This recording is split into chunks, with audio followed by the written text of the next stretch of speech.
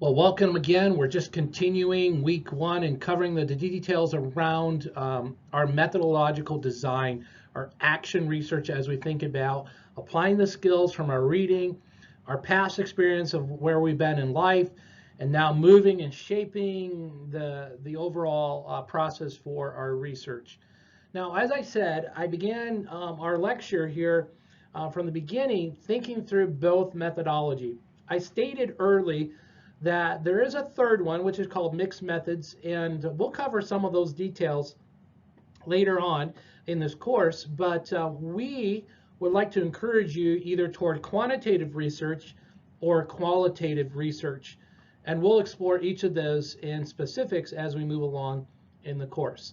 So at this point, I would like just to cover the quantitative side of research. And some of you who are in the numbers, love statistics, love numbers, math, you will do well in the quantitative research side of your dissertation. And I would strongly encourage you, if you're really good at that, and you can work charts and tables in Excel and use specialized software, a quantitative research actually may elicit some new profound research and contribution to your area of study.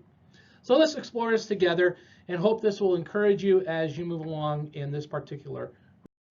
What is quantitative research? Well, we're looking at its term. It's rigorous, it's formal, it has objectives that it's going to accomplish.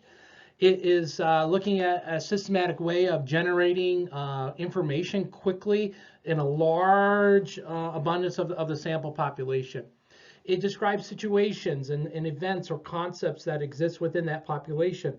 And again, you're surveying, you're using those valid instruments that have already been tested and approved.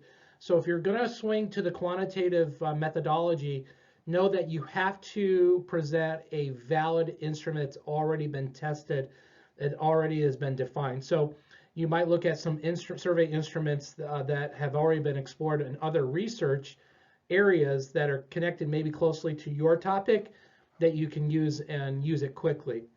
Sometimes it does cost some considerable money to purchase some of these instruments. You might be able to get it free depending on the organization that you are asking to help you. Number 3, on the left side there, it examines relationships among the variables, and that's similar within qualitative as well, but I'm trying to show you the distinction here where quantitative reasoning or qualitative design research is at.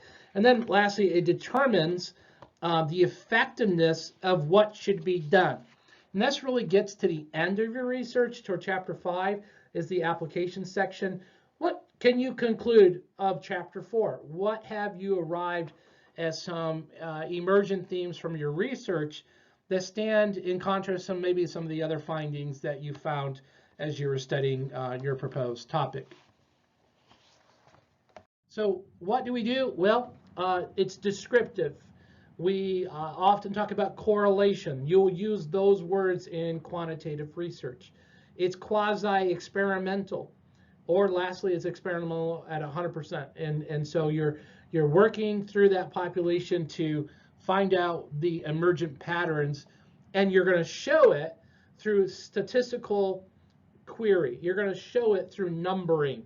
So many in this particular survey responded to this question by this number. So a number has meaning, and then you provide fuller statements to that question. Now, how would you describe correlational research? Well, number 1, you look at the relationship between 2 or more variables. You determine the strength and the type of relationship that those variables have. And then you explain what is seen. What do you see from the material that you've collected at this point? And again, no cause or effect at this point in time as we relate to quantitative research. What about quasi-experimental research as it relates to people interested in that particular design set? Well, again, it examines cause and effect relationship. There's less control over the researcher than the true experimental design, and samples are not randomly selected as you could in a straight quantitative design research methodology. And all variables in the study cannot be controlled by the researcher. So it's quasi, and you're looking at the control mechanism that are in play as you work through the research design stage or steps. What are the main characteristics of an experimental research? So let me try to explain this to you. Number one, you're looking for, in terms of that, you're looking for the control manipulation that exists with at least one of the variables that you've selected. Secondly, you use experimental and control groups that define the parameters for your research. So depending on your population that you've selected, you might have a younger group that you're going to survey, and then you have an older group that you're going to survey as well.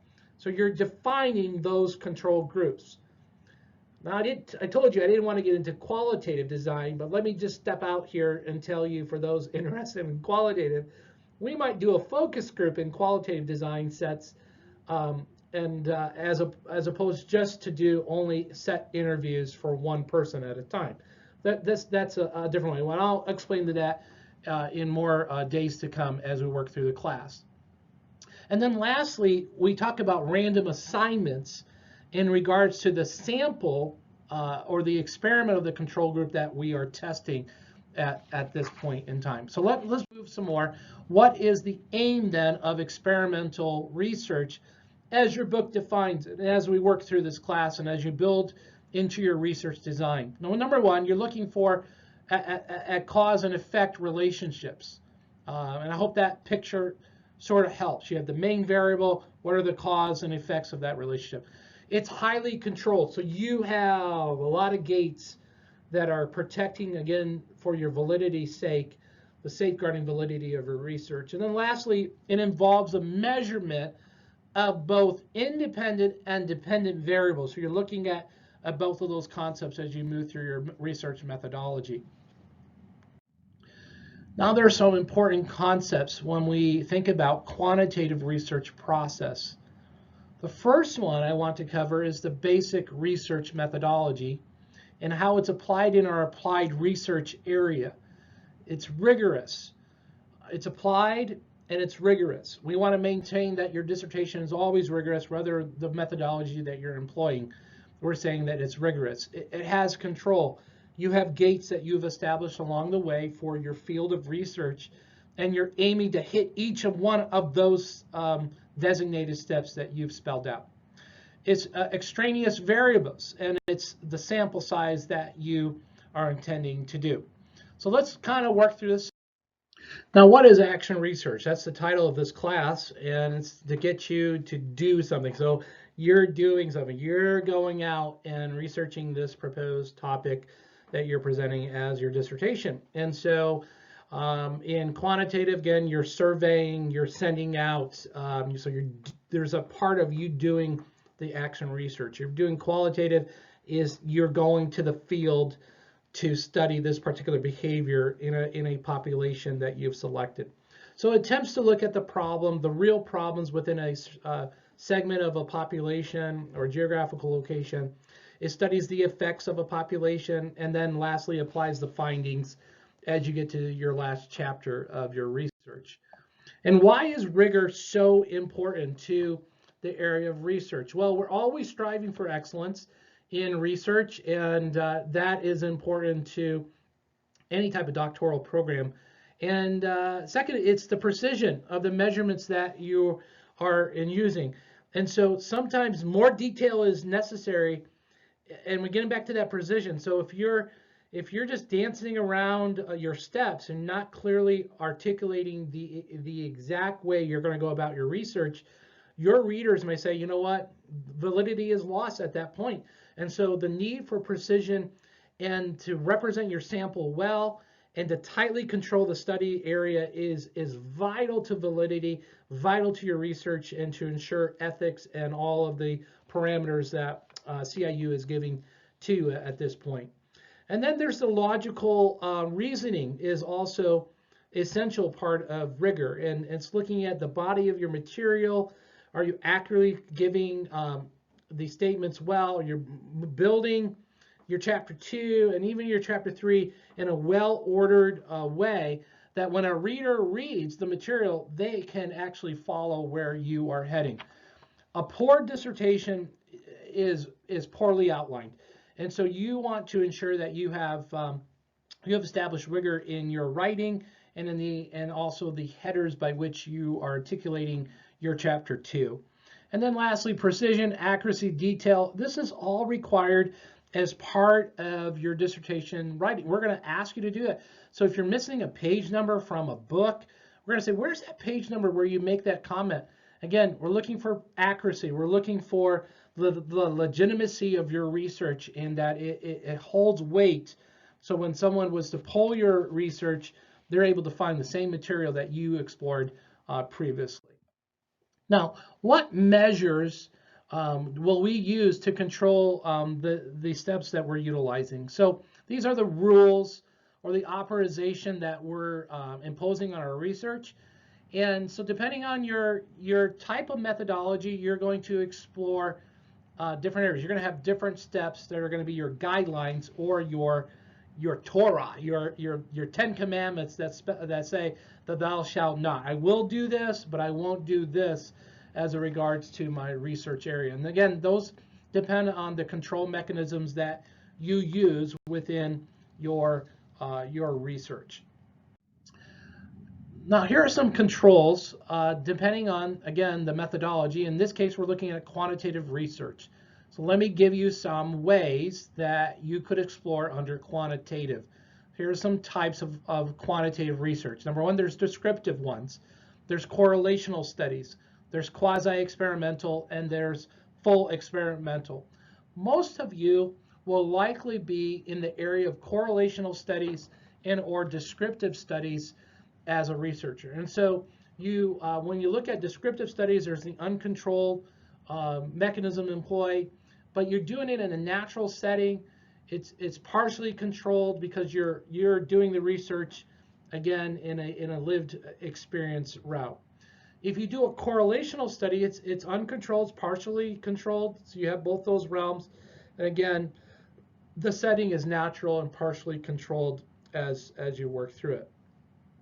Now, quasi-experiment, again, it's partially controlled, as I mentioned before in a previous slide. It's partially controlled again for the research setting, where most of us will not be in the areas of biology and chemistry, of experimental, highly controlled laboratory experience, such as what's going on in our world today with COVID and trying to control the population size and the mechanisms that employ. So that helps you see what a quantitative research is and how to best utilize the methodology. Now, what are the erroneous variables? Well, they occur in all areas of research studies, so it doesn't matter whether it's qualitative or quantitative. You have to protect yourself from that, and it may interfere with the hypothesis that you set out to explore in terms of a relationship between the variables. And as you move through that third element here, the influence of extraneous variables can be decreased through sample selection. So depending on your methodology, you're picking your sample group, you're specifying exactly what you're wanting to cover in terms of your population. So you are delimiting the who of your research, and that's okay to do as long as you articulate that on and actually stay to that particular writing. Now, when we think about, again, the control, looking at variables, we're looking at what our sampling and our sampling methodology employs. Again, it's the process, who our subjects are, who will represent our population, how will we gather that information, what is our source, is it an inventory list, does it come from some person holding that source of information, and how will we get to it, and what will we do to safeguard the information.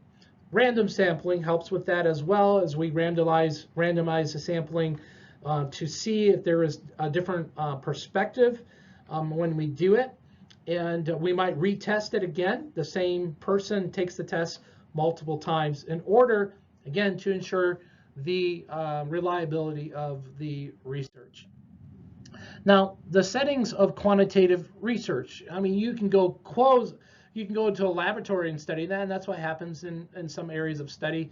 We're not going to do that. You're going to go into the quasi, maybe, where you're looking at surveys as the instrument of choice, and you're mainly going to be talking with people through through emails and phone calls. But you never actually go on the field to deliver the instrument. Now, I've seen people do that. They actually go to the field to survey a group of focus group on a particular campus, higher ed, college situation, and so you're there to observe how students actually take the survey. But again, depending on it, you can see the different examples between natural setting versus partially controlled versus highly controlled. There are so many gates along the way that protect you from error and the vulnerability of your sampling population.